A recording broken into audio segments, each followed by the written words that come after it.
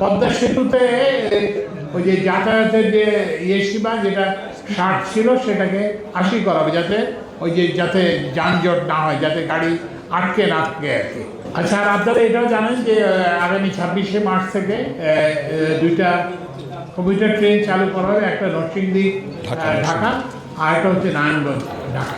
ঈদ উপলক্ষে যারা এতে যাবেন, তো ওই জন্য আমাদের ফোকাসটা হচ্ছে যেগুলোতে হাইওয়েতে বড় রাস্তায় যেখানে কনজেশন হয় সেগুলো যেটা করে, সেখানে যেসব হাট বাজার আছে, সেই জন্য আমরা ডেপুটি কমিশনারদেরকে এবং সবাইকে আমরা এটা বলেছি। কিন্তু ওই যে শহরের যেটা যে ফুটপাথে যে করা আছে, তো সেগুলো হচ্ছে যে এগুলো একটা আমাদের একটু মানবিক দৃষ্টিভঙ্গিও দিতে হবে, বুঝতে পারছি। এটা তো লোকের একটা আয় উপার্জনের সময়, সংসার চালানোর সময়, তো ওই জন্য আমরা এই সময়টাতে হয়তো এগুলো আমরা দেখবো, কিন্তু আমরা এই সময়টাতে এটা আমাদের ফোকাস না। আমাদের ফোকাসটা হচ্ছে যে ওই যে যেখানে কনজেশন হয়, যেসব হাট বাজারে কনজেশন, সেগুলোর উপর আমরা ফোকাস করি। হাইওয়ে পুলিশের প্রতিনিধিও এখানে ছিলেন, তো ওনারা এইটা সম্পর্কে অবগত।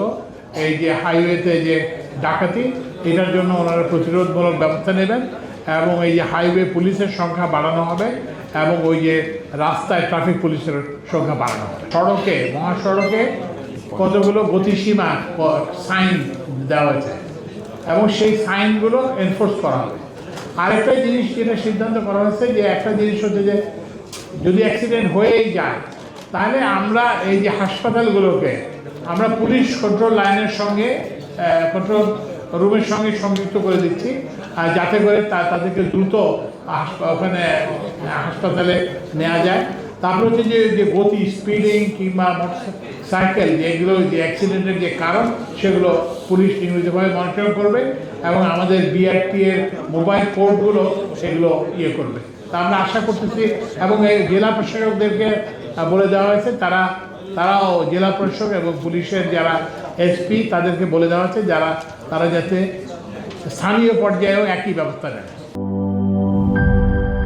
সানবিট সব দিবে সামাল। সানবিট ম্যাজিক প্রেস ডিশওয়াশিং এর মাথা ঘোরানো সলিউশন।